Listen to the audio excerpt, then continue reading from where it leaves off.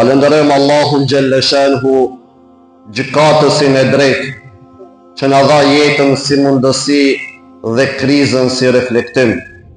Salavatet dhe bekimet tona qofshin për pejgamberin ton, Muhammedin sallallahu alaihi wasallam, i cili na udhëzoi se si të dalim nga errësira e krizave drejt të dritës së besimit dhe punës së ndershme. Paqja dhe mëshira e Zotit qofshin mbi familjen e tij të pastër, shokët e tij të zgjedhur dhe mbi ata të cilët e pasuan dhe do ta pasojnë rrugën e Allahut dhe të dërguarit të tij deri në ditën e kataklizmës.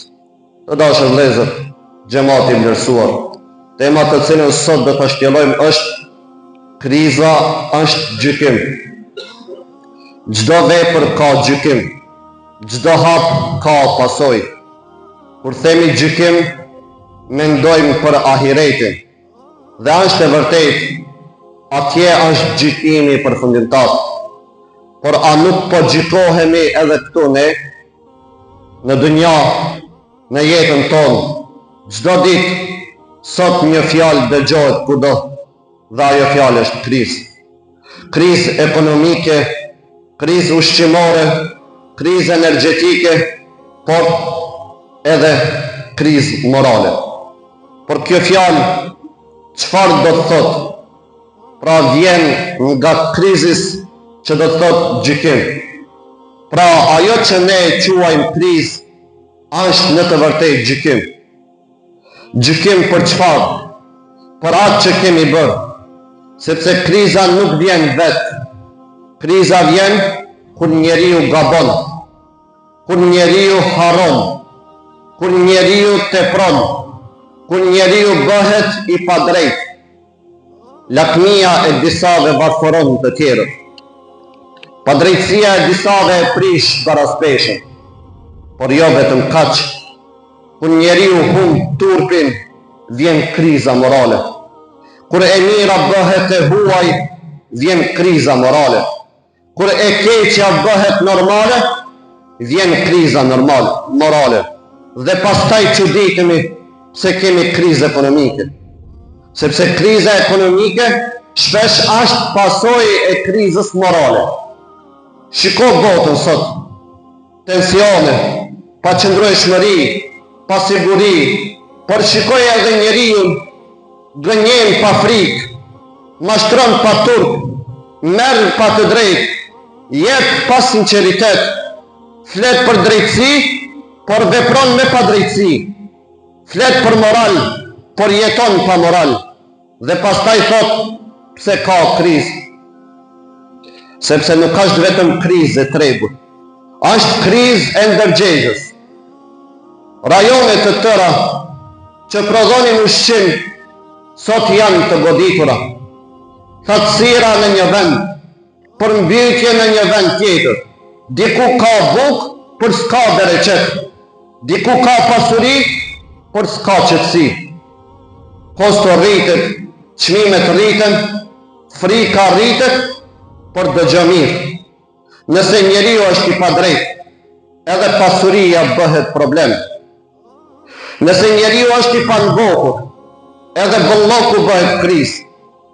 Nëse njeriu është i paudhëzuar, edhe mundësia bëhet shkatrim. Pra problemi nuk është vetëm jashtë. Problemi është brenda. Dhe në këtë gjykim, secili ka pjesën e vet. Ne nuk mund ta ndryshojmë gjithë botën. Nuk mund ta ndalojmë lakminë e njerëzimit. Nuk mund ta rregullojmë sistemin global, por mund ta rregullojmë vetveten tonë. Mund të ndryshojmë shtëpinë tonë. Mund të mbrojmë familjen tonë. Mund të mbushim hambarin tonë. Sepse Allahu xhalla shanhu wa xhalla xhelalu thot: o besimtar, kujdesuni për veten tuaj. Mos pritni nga bota, fillon nga vetvetja jote. Allahu të urdhëron të falësh, të agjërosh, të japësh zekat, por atë urdhëron të jesh i sinqert? Po. Atë urdhëron të jesh i drejtë? Po. Atë urdhëron të jesh i pastër në zemër? Po. Sepse pa moral nuk ka bereqet. Pa drejtësi nuk ka stabilitet. Pa sinqeritet, nuk ka qetësi. Dhe Allahu Gjelle Shanu wa Gjelle Gjelalu thot: shikoni atë që mbilni, a mos ju e rritni apo ne? Këtu ndalet njeriu, sepse ai mbjell. Por çfarë mbjell? Mbjell të mira apo të këqija? Mbjell drejtësi apo pa drejtësi? Mbjell iman apo harres? Sepse çfarë mbjell, atë e kodh. Mbjell gënjeshtër, do të korrësh mos besim. Mbjell mashtrim, do të korrësh pasiguri. Mbjell pa drejtësi, do të korrësh krizë. Por nëse mbjell sinqeritet, drejtësi, besim, atëherë edhe në krizë do të kesh qetësi. Sepse besimtari nuk matet me atë sa ka, por me atë sa është me Allahun Gjelle Shanu wa Gjelle Gjelalu. Prandaj, kriza për besimtarin nuk është fund, është fillim, është kthim, është pastrim. Kur vjen kriza, mos pyet vetëm çfarë po ndodh. Pyet çfarë kam bërë, ku kam gabuar, çfarë duhet të ndryshoj, sepse kriza është gjykim. Dhe nëse e kupton këtë, kriza nuk të shkatron, të ndërton, nuk të dobëson, të forcon, nuk të largon nga Allahu, për të afron tek ai. Prandaj, mos prit bereqet pa moral, mos prit stabilitet pa drejtësi, mos prit furnizim pa punë. A e dini pse historia e Jusufit a.s. është në Kur'an? Jo vetëm që të mësojmë një tregim, jo vetëm të themi sa i bukur ishte Jusufi a.s. Jo vetëm të mahnitmi me ndurimin e tij. Historia e tij është në Kur'an që të mësojmë si sillet besimtari kur vjen kriza. Mbreti pa një ëndër të çuditshme. 7 lopë të majme i halin 7 lopë të dobta. 7 kallin të gjelbër dhe 7 të thatë. Njerëzit u hutuan, nuk e kuptuan, nuk dini çfarë po ndodhte, por Jusufi a.s. e kuptoi. E kuptoi se po vinin vite të vështira, po vinte krizë, po vinte uri, dhe shikoni tani pejgamberin e Allahu Gjelle Shanu. A tha, mos u brengosni Allahu do t'ju furnizoj? Jo. A u ullë të pres mrekulli? Jo. A tha, ne kemi iman, nuk kemi nevojë të punojmë? Jo. A i bëri plan, a i mendoj, a i punoj, sa mbyllni 7 vite në radhë, punoni, ruani, mos e shpërdoroni atë që e keni, sepse tha pas gollokut mund të vijë tha mungesa. Pas lehtësimit mund të vijë prova. Ja ku është madhështia e imanit. Mbështeti tek Allahu Gjelle Shanuhu wa Gjelle Gjelalu, por edhe punë, tevekkul, por edhe përgjithësi, dua, por edhe përpjekje. Sot shumë njerëz duan bereqet pa mund, duan furnizim pa punë, duan siguri pa sakrificë. Dhe kur vjen kriza çuditën, kur rriten çmimet friksohen, kur paksohet bereqetja në kohën, por Jusufi a.s. nuk u çudit, sepse besimtari mendon para krizës.